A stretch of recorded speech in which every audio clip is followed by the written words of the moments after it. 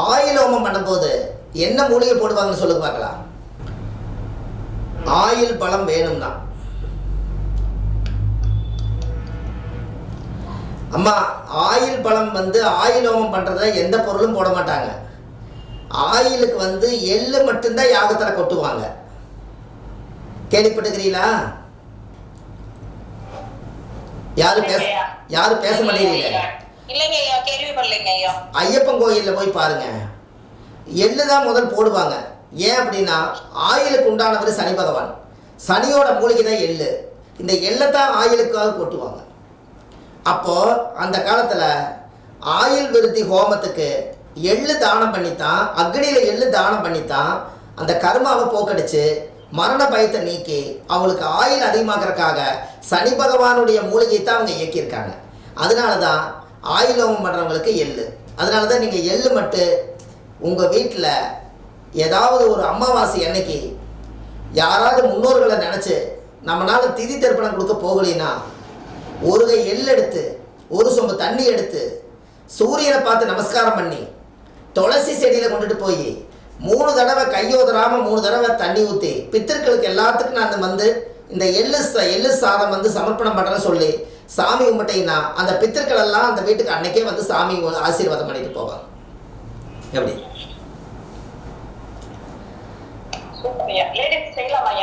அம்மா, யார் வேணாலும் முன்னோர்கள் தானே. நீங்க பிண்டம் தான் கொடுக்க கூடாது, ஒரு ஐயரை வச்சு தான் பிண்டம் கொடுக்க கூடாது. முன்னோர்களை நினைச்சு எள்ளு துளசி மேல விடுறதுக்கு என்ன?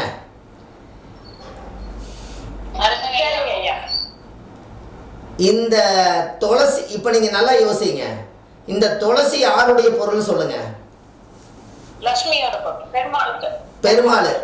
பெருமாளுடைய தரிசனம் முதல்ல எதை பார்க்கணும்?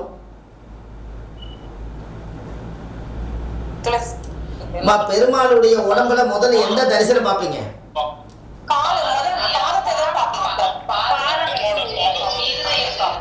பாத தரிசனம் பார்ப்பீங்க. அப்ப பாத தரிசனம் பார்க்குறீங்க. அப்போ கயாவில் மகாவிஷ்ணுக்கு தான் மகாவிஷ்ணுவுடைய அவதாரம் எடுத்து கயாவில் தான் விஷ்ணு பகவான் இருக்கிறார்.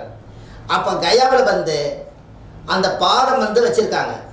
32 பிண்டங்களையும் முன்னோர்களுக்கு கொடுத்துட்டு எல்லாத்தையும் ஒன்றா உருட்டி கொண்டு போய் அங்கே கயாவில் தண்ணி கிடையாது. சீதாதேவி சாபம் விட்டதுனால அது வத்தி போச்சு. அதனால பிண்டம் கரைக்கிற பூஜை அந்த ஊரில் மட்டும் ஒன்றுமே கிடையாது. அப்போ மகாவிஷ்ணுடைய பாதத்தில் கொண்டு போய் முன்னோர்களை நினச்சி பிண்டங்களை எல்லாம் உருட்டி அந்த பாதத்தில் கொண்டு போய் வச்சிட்டிங்கன்னா அந்த பாதத்தை வச்சோன்னையுமே அங்கே சொர்க்கவாசலில் பாத தரிசனம் முடிஞ்சாலே அவர் மேலே சொர்க்கத்துக்கு போயிடுவார் என்பது பொருள். அப்போது பாத தரிசனம் பார்க்குறீங்க. அப்போ பெருமாளுடைய வாகனம், பெருமாளுடைய மூலிகை துளசி. அப்போ துளசியில் கொண்டு போய் நீங்கள் எள்ளு பிண்டத்தை கொடுக்கறதும் பெருமாளுடைய பாதத்தில் கொண்டு போய் பிண்டத்தை சமர்ப்பணம் பண்ணுறது ரெண்டும் ஒன்று தானே. நீங்கள் தர்ப்பணம் கொடுக்கறதுக்கு போய் ஒரு கோயில், கடற்கரை, ஆறு இந்த மாதிரி இடத்துக்களை போய்த்தான் நம்ம செய்யணுங்கிறது ஒன்று. காசே இல்லாமல் முன்னோர்களவே நினச்சி வாழ்ந்துட்டு இருக்கிறவங்க அத்தனை பேருமே அந்த காலத்தில் 9 நவதானியம் அவங்க வீட்டில் இருக்கும். அந்த 9 நவதானியம் இருக்கும்போது ஒரு படி எள் எடுத்து சூரிய நமஸ்காரம் பண்ணி துளசி செடி மேலே கொண்டு போய் ஊற்றிட்டு வந்தாங்கன்னா அவங்க முன்னோர்கள் எப்பவுமே வாசம் பண்ணுவாங்கங்கிறது ஆதி காலத்திலேயே ஐதீகம் உண்டு. இப்போ உங்களுக்கு புரியுதுங்களா? அப்போ அதனுடைய அமைப்பு நம்ம ஜாதக ரீதியாகவே அப்போ முன்னோர்கள் எல்லாம் அந்த காலத்தில் ஆதி காலத்தில் இப்படித்தான் எடுத்திருக்காங்க. பாருங்க, அந்த காலத்தில் கோதுமை சூரியனுக்கு சம்மந்தப்பட்டது, சந்திரன் நெல், செவ்வாய் துவரம்பருப்பு, புதன் பச்சைப்பயிறு, குரு கொண்டக்கடலை, சுக்கிரன் மொச்சை, சனி எள்ளு, ராகு ஏது உளுந்து கொள்ளு. இத்தனையுமே அவங்க வீட்டில் வாழு முடாமுடாவாக போட்டு வச்சுருப்பாங்க. எந்தெந்த கிழமைகள் வருதோ அந்தந்த கிழமைக்கு உண்டான தானியத்தை போட்டு தான் குழந்தைகளுக்கு சாப்பாடு செஞ்சு போடுவாங்க. அப்போ அந்த கிரகத்தினுடைய அலைவரிசையும் அந்த கிழமநாதனுடைய வரிசையும் அந்த திசைகளும் அது கரெக்டாக மேட்ச் ஆகித்தான் கிரகங்களோட ஒன்றி தான் சமைச்சிருக்காங்க, கிரகங்களோட ஒன்றி தான் வாழ்ந்திருக்காங்க. சூரிய உதயத்தில் பாடுபட்டிருக்காங்க, சூரிய அஸ்தமனத்தில் இந்த உடம்பு சாஞ்சு தூங்கி இருக்குது. அப்போ ஆதி காலத்தில் இப்படித்தானே வாழ்ந்திருக்காங்க, சொல்லுங்க. அப்போ இன்னைக்கு நவதானியத்தை விட்டுட்டு நம்மளுக்கு கிழமைக்கு ட்ரெஸ்ஸு போடுறாங்க. உடம்புக்குள்ளே வந்து மூலிகை போடுங்கன்னா உடம்புக்கு மேலே தான் வந்து அழகுபடுத்துகிறாங்க. ஆனால் உடம்புக்குள்ள இருக்கக்கூடிய ஆரோக்கியம் நல்லா இருந்தால் தானே உடம்புக்கு மேலே இருக்கிற தோலுக்கு பலம். ஆனால் உள்ளுக்குள்ளே செய்ய வேண்டிய வேலையை வெளியே செஞ்சிட்ருக்காங்க. ஆனால் நம்ம முன்னோர்கள் எல்லாம் கோமணம் கட்டிட்டு கூட வாழ்ந்தாங்க, ஒரு இலதலை கட்டிட்டு வாழ்ந்தாங்க. ஆனால் சத்துள்ள பொருளை சாப்பிட்டு தான் 80 வயசுலேயும் தடி தூக்கிட்டு சண்டை வந்துச்சுன்னா ஒரு ஊரவே காப்பாற்றுற அளவுக்கு சண்டைக்கு போவாங்க. அந்த அளவுக்கு தில்லும் தைரியம் வந்தது காரணமே ஆதி காலத்தினுடைய உணவு தான். கரெக்டா இல்லையான்னு சொல்லுங்க. அப்போ இனிமேலாவது கொஞ்சம் காலம் மாறணும்னா ஜோசியர் சொன்னா மாறுவாங்க, ஜோசியர் சொல்லலைன்னா மாற மாட்டாங்க. ஜோதிடம் வந்து நவகிரகம் நமக்கு சொந்தமானது, நாம பார்த்து சொன்னோம்னா அவங்க மாறுவாங்க. இன்னென்ன கிழமைகளை நீங்கள் ஜாதகம் பார்க்க வந்தா, திங்கக்கிழமை வந்தா பச்சரிசி சாதம் செஞ்சு ஒரு நாள் சாப்பிடுங்கன்னு சொல்லுங்கள். செவ்வாய்க்கிழமை வந்தால் குழந்தைக்கு துவரம் பருப்பு குழம்பு வச்சு கொடுங்கன்னு சொல்லுங்கள். புதன்கிழமை வந்தால் பச்சைப்பயிறு வேக வச்சு கொடுங்க, முளப்பு கட்டி கொடுங்க, பச்சைப்பயிறு குழம்பு வச்சு கொடுங்க, பச்சைப்பயிரில் பருப்பு கிடச்சி கொடுங்கன்னு சொல்லுங்கள். குரு திசை வந்தால் கொண்டக்கடலை வேக வச்சாவது குழந்தைகளுக்கு எல்லாத்துக்கும் கொடுங்க, குருவை இயக்குங்க. சுக்கரன் திசை நடந்தால் மொச்சப்பயிர் குழம்பு வைங்க. சனி வந்துச்சுன்னா ஒரு எள்ளுருண்டையாவது ஒரு நாள் வாழ்க்கையில் சாப்பிடுங்க, ஆயிலுக்கு பலம். ராகு எது வந்தால் உளுந்து கொள்ளும் போட்டு சட்னி அரைச்சாவது நீங்கள் அந்த காலங்களில் ராகு காலத்தில் சாப்பிடுங்க. இப்படி நீங்கள் முறையோட கிரகத்தோடு சாப்பிட்டு வந்தீங்கன்னா உங்கள் உடம்பே 9 கிரகத்தினுடைய வசி சக்தி உங்கள் உடம்புல ஒரு தேஜஸாக மாறும். கரெக்டா?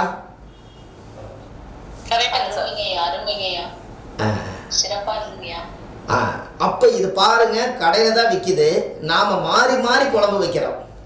ஆனால் ஒரு வருஷப்படி வந்து ஞாயிற்றுக்கிழமையானால் மட்டும் மட்டன் எடுக்கணும், சிக்கன் எடுக்கணும், மீன் எடுக்கணுங்கிறத அந்த ஒன்றை மட்டும் கரெக்டாக ஞாயிற்றுக்கிழமை கடைப்பிடிச்சி வச்சுருக்காங்க. இது ஏன் வந்து நம்ம வந்து சைவ தானியத்துகளை எல்லாம் கடைப்பிடிக்கக்கூடாதுன்னு என்னோட கேள்வி. கரெக்டாக இல்லையா? சரிதாங்க ஐயா.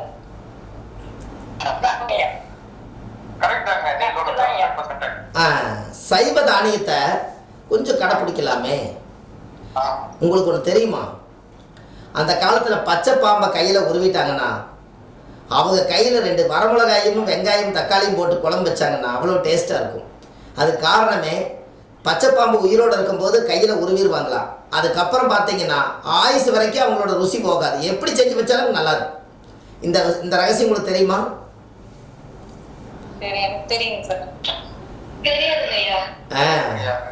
அதுக்கு இப்போ செஞ்சிடாதீங்க. ஆதி காலத்தில் அந்த முன்னோர்களை செஞ்சுருக்காங்க. பச்சை பாம்போட தலையை கெட்டியாக பிடிச்சிக்குவாங்க, கண்ணை மூடிட்டு ஒரு நிழல் இருக்க ஒரு உருவிடுவாங்க அந்த கையில். இந்த கையில் உருவிட்டாங்கன்னா இன்னைக்கு அவங்க குழம்பு வச்சாங்கன்னா ஊரே சாப்பிடும், யாருமே குறை சொல்லாமல் சாப்பிட்டு போவாங்க, அவ்வளோ டேஸ்ட்டாக இருக்குது.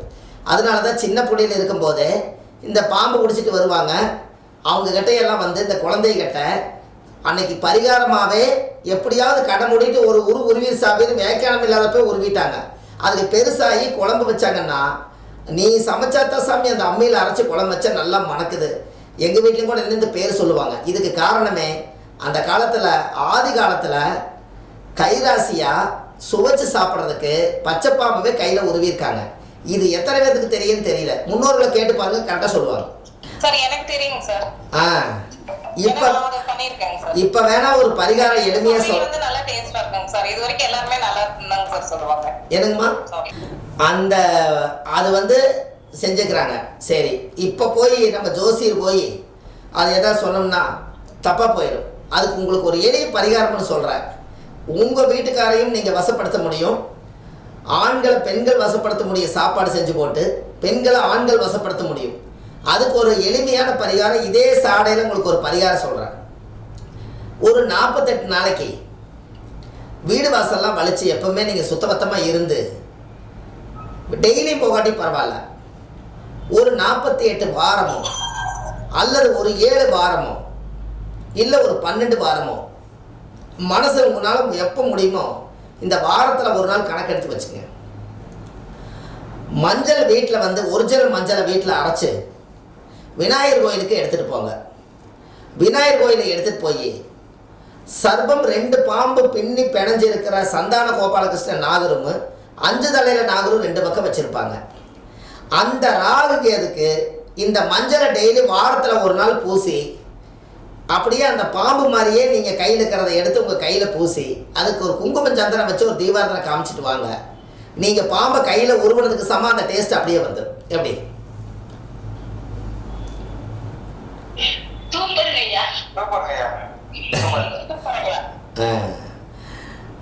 ஏன்னா அந்த ராகுக்கு எதுக்கு இப்போ இப்போ எனக்கு நல்ல குழம்பு வைக்க தெரியும். என்ன காரணம் சொல்லுங்கள்? நான் எல்லா குழம்பும் சூப்பராக வைப்பேன்.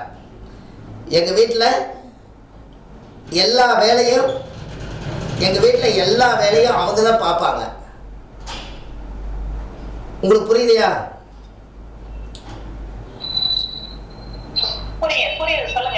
எங்க வீட்டுல எல்லா வேலையும் அவங்க தான் பார்ப்பாங்க. நான் செய்வேன், அவங்க பார்ப்பாங்க. புரிஞ்சு?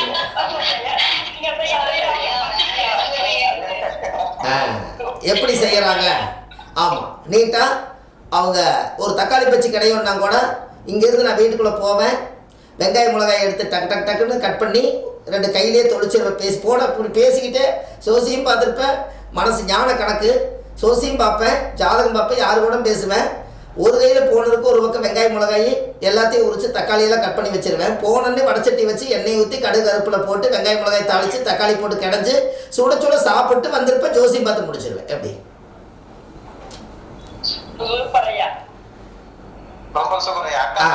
அவ்வளவுதான் அதுல டேஸ்ட், வேற எல்லாம் ஒண்ணும் இல்லை. தக்காளி பச்சி செய்யறது பெரிய விஷயம் இல்லை. வடச்சட்டி வச்சு எண்ணெய் ஊற்றி கடுகு கருப்பெல்லாம் போட்டு வெங்காயம் மிளகாய் தாளிச்சு அதுக்கப்புறம் தக்காளி கொட்டி கொஞ்சம் நீங்களாம் தண்ணி ஊற்றாம வதக்குவீங்க. நான் தண்ணி ஊற்றி நல்லா கொதிக்க வச்சு அந்த பருப்பாமுத்தில் கடகடகன 2 காலையை அடைச்சி வச்சு கிடஞ்சி எல்லா டேஸ்ட்டையும் ஒன்றாக்கி சுட சுட சாப்பிட்டு போட்டு வந்து 2-3 ஜாதகம் பார்த்துருவேன். அப்போ இதுக்கு என்ன காரணம் சொல்லுங்கள்? பாம்பை கையில் நான் உருவலை. ஆனால் என்ன காரணம்னா, நான் எப்போ பரிகாரம் பண்ணாலும் ராகுகேது சிலையை கருங்கல்லில் அடித்து கொண்டு வந்து ராகுகேது சிலைக்கு 9 அபிஷேகம் பண்ணி கோயிலில் பிரதிஷ்டை பண்ணி தான் நான் பரிகாரம் இது வரைக்கும் பண்ணுவேன்.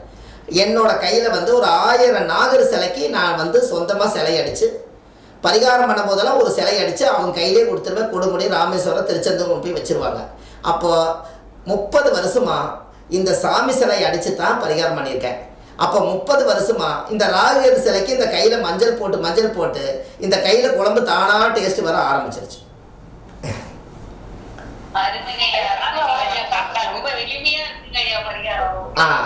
பாருங்க, அந்த எளிமைன்னு சொன்னீங்க பார்த்தீங்களா, அதுதான் உங்களுக்கு வேணும் இன்னைக்கு.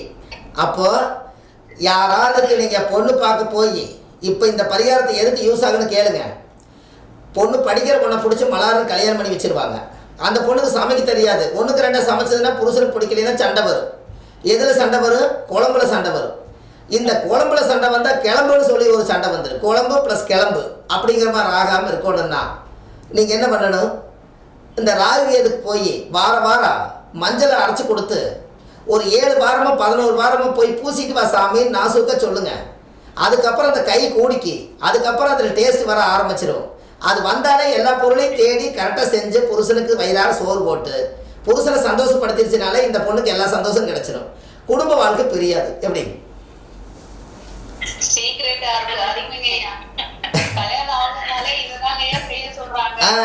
பாருங்க.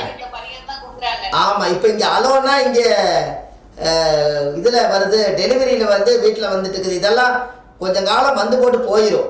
அதுக்கப்புறம் வந்து அவங்க சாப்பிட்டு அப்புறம் ஒன்றும் பண்ண முடியாது. இதுதான் நிரந்தரம். அதனால நீங்கள் என்ன பண்ணுறீங்க? அந்த காலத்தில் விநாயகர் சிலை மட்டும்தான் வைக்க சொன்னாங்க.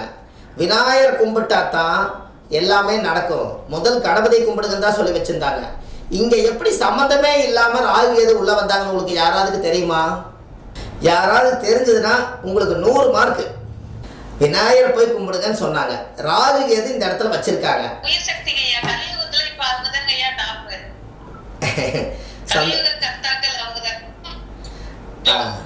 அதெல்லாம் ராகுகேது முன்னோர்கள். சூப்பர். சரி,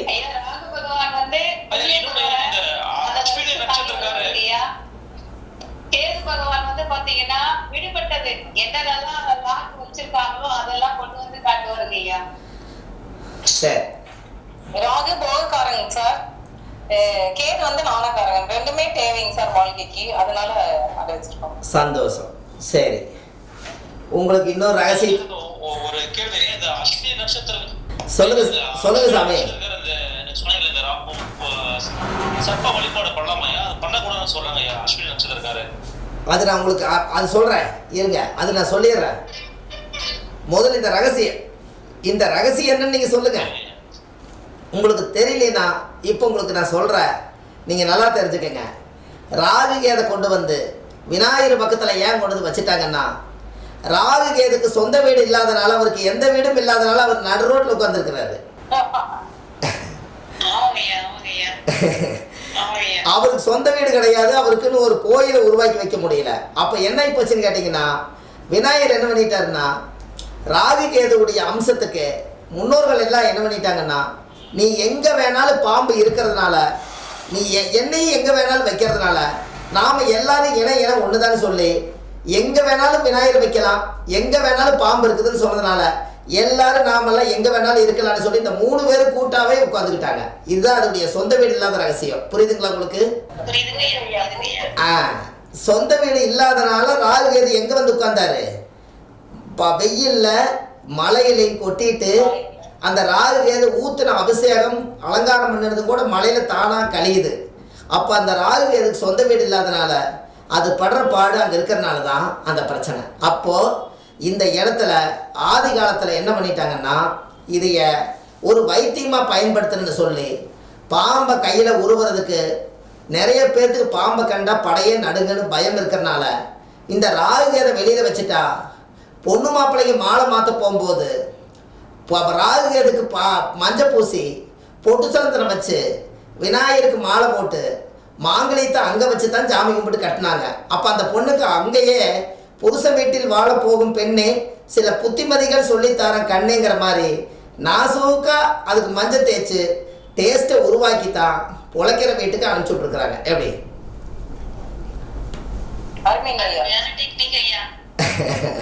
இதை நீங்கள் ஆராய்ச்சி இதை நீங்கள் யாருமே சொல்லவே இல்லைங்க சார். நம்மளுக்கு என்ன வேலைக்குமா, அது ஒரு தெய்வத்தை பார்த்தா ஒரு பரிகாரமாக பார்ப்போம். அங்கே ஏன் வந்துச்சு, எதுக்கு வந்துச்சு நம்ம யோசிச்சு பார்க்கும்போது முன்னோர்கள் இப்படித்தான் செஞ்சுக்கிறாங்கிறதும் நடைமுறைக்கு சாத்தியம் வர்றதுனால தான் அந்த விஷயத்தை உங்களுக்கு நான் சொல்றதுக்கு காரணம். இப்போ பாருங்க, நீங்க எல்லாரும் போய் சாமி கும்பிடுவாங்க சார். கரெக்டா கல்யாணத்துக்கு முன்னாடி அந்த நாள் போய் விநாயகரை போய் கும்பிடுவாங்க. ஆனா எதுக்கு என்னென்னல புரியல, இப்பதான் சார் எல்லாம் புரியுது. நீங்க நல்லா பாருங்க. கொடை யாருக்கு பிடிக்கிறாங்க? மாப்பிள்ளைக்கு துணை மாப்பிள்ளை கொடை பிடிப்பாரு. கொடை வந்து அனுச நட்சத்திரம் தானே, யாராவது தெரியுமா? கொடை அனுசம் தானா? தாலி என்ன நட்சத்திரம்? தாலி அனுசம் தானே அந்த நான் சொல்லிக்கிறேன் உங்களுக்கு. தாலி வந்து அனுசம் தானே, அனுசம். அப்ப கொடை யாரு வச்சிருக்கிறா? மாப்பிள்ளை தான் பிடிக்கிறாங்க. அப்ப மாப்பிள்ளை கொடையும் அனுசம். அப்ப மாப்பிள்ளையும் தாலி கட்ட போறாரு. அதனால வந்து கொடை அனுசமா இருக்கிறனால தான் இவர் தான் மாப்பிள்ளைன்னு கொடை பிடிச்சாதான் மாப்பிள்ளை தெரியுன்னு சொல்லி இவர் தான் மாங்கல்யம் கட்ட போறாருன்னா அன்னைக்கே அனுசம் தாலி அனுசம் தான் கொடைங்கிறத அடையாளப்படுத்தி இருக்காங்க மாப்பிள்ளைக்கு. எப்படி? அருமையா இருக்குங்க ஐயா. இதுக்கு இந்த புரிதல் வந்து இதுதான் ஐயா ஹைலைட். இதுக்கு காலங்காலம் அழியாம இப்ப மைண்ட்ல வந்து உட்காந்துருக்கு ஐயா. அர்த்தம் தெரிஞ்சு விளக்கங்கள் புரிஞ்சு எல்லாருக்கும் சொல்லும் போது நம்ம சொல்றது அதிகமா எடுப்படுங்க ஐயா. ரொம்ப நன்றிங்க ஐயா. ரொம்ப சந்தோஷமா. அதாவது எதுக்காக இதை சொல்றேன்னா, இந்த இடத்துல அனுசந்தான் தாலி, அனுசந்தான் கொடை. அந்த காலத்தில் முன்னோர்கள் எல்லாமே பகலில் நடந்து போகும்போதும் கூட கொடை பிடிச்சிட்டு தான் போவான். பார்த்துருக்கீங்களா?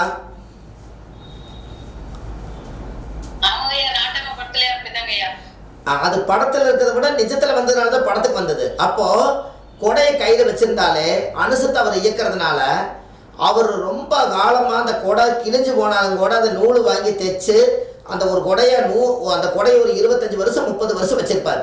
அப்போ என்ன காரணம்னா அந்த அனுசத்தை அவர் காப்பாற்றி வச்சதுனால அவர் நீண்ட ஆயுளோட இருந்துட்டு போயிருக்கிறாரு. சாதாரணமாக அனுச கொடை தான்.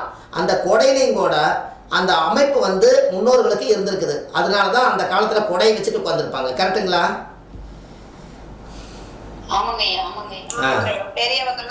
பெரியவங்கெல்லாம் கொடை வச்சிருப்பாங்க. அந்த கொடையை கொண்டு போய் மாட்டுவாங்க. வெளியில் போயிட்டு வர்றதுன்னா வெயில் வருது.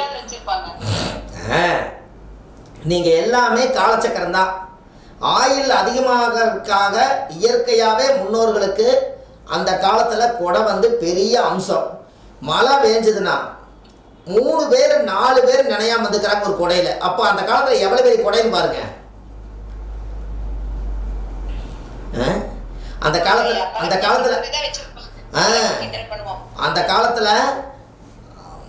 காலத்தில் வந்து விடுகதையே உண்டு. சல்சல் மழை பெய்து தின்னக்கால ஓசையுடன் 4 பேரும் கண்ணமாறு நனையாமல் வாராங்க அப்படின்னு ஒரு அரிசி உண்டு. சல்சல் தின்னக்கால ஓசையுடன் 4 பேரும் கண்ணமாறு நனையாமல் வர்றாங்க. இது யாருக்குமே புரியாது இப்படி சொன்னால். அப்போ 4 பேரும் கண்ணமாறு நனையாமல் வர்றாங்க. ஆனால் மழை பெய்யுது. எப்படி நனையாமல் வந்தாங்க அப்படின்னா, அன்னைக்கு பசுமாட்டுடைய மடி வந்து 4 இருக்குமா. இந்த முதுகு தோல் வந்து இப்படி இருக்கிறதுனால அந்த மடி மட்டும் நினையாமல் இருக்குமா. அதை சல்சல் மழை பெய்யுது தின்னக்கால ஓசையுடனா மின்னல் அப்படி அடிக்குதாம்மா தின்ன வரைக்கும். 4 பேரும் கண்ணமாறு நனையாமல் வாராங்கன்னு நாசுக்காக சொல்லி வச்சுக்கிறாங்க. அப்போ அந்த காலத்திலேயே ஒரு குடை வடிவத்தில் தான் தன்னுடைய மடியும் கூட பசுமாடு மலைக்கும் கூட நினையாமல் தன்னுடைய உயிர் சக்தியை காப்பாற்றி வச்சிருக்குது. எப்படி?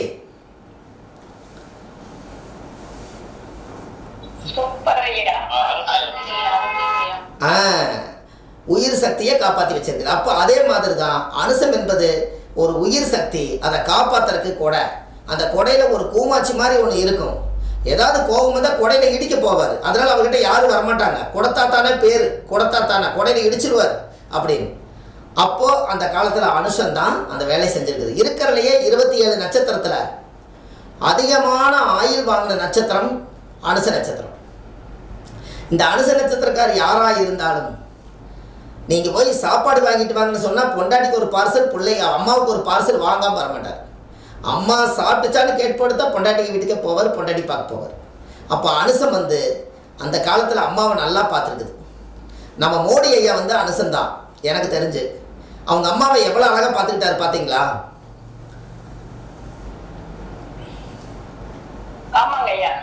அவர் மாதிரி யாருமே இப்பவுமே ஒரு பையன் ஒரு 20 வயசு பையன் ஐயா அனுச நட்சத்திரம் தான்.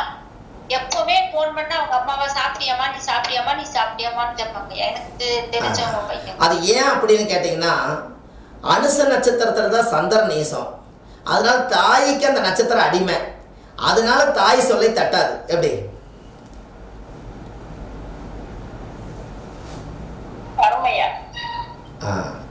அந்த இடத்துல சுக்கரன் வந்து பொண்டாட்டிக்கு அங்கே இடம் இல்லை. அங்கே ஏதாவது சுக்கரன் வருதா? சுக்கர நட்சத்திரம் இருக்க பாருங்க. அதுக்கு நேர ஆப்போசிட்டா தான் இருக்குது சுக்கரன் வீடு.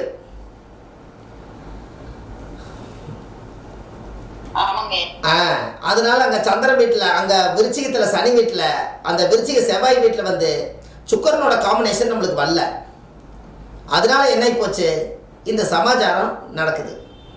அப்போ இந்த விவரங்கள் எல்லாம் உங்களுக்கு இதை நீங்கள் தெரிஞ்சு வச்சுட்டிங்கன்னா, முன்னோர்கள் அந்த காலத்தில் எல்லாம் வேணாங்கோயிலில் போய் உட்காந்து மாப்பிள்ளை அழைச்சிட்டு வான்னு சொன்னதுக்கு காரணமே, அங்கே ராகுகேது பார்த்துக்கிட்டு இருக்கிறாரு, அவங்களுக்கு விநாயகர் பார்த்துக்கிட்டு இருக்கிறாரு. அப்போ அவங்களுக்கு ஜாதகத்தில் ராகுகேது தோஷமே இருந்தாலும் கூட அந்த காலத்தில் ராகுகேதுடைய சாட்சியாகத்தான் மாப்பிள்ளையை அழைச்சிட்டு வந்து கல்யாணம் பண்ணாங்க. அதனால தான் அந்த காலத்தில் விநாயகருடைய கோயிலில் ஒரு அரசனா நீ வாழ போகிறதுனால அரச மர சாட்சியாக போய் நின்று மாலை மாற்றி கல்யாணம் பண்ணுங்கன்னு ஆதி காலத்தில் முன்னோர்கள் சொல்லி வச்சுருக்காங்க. எப்படி?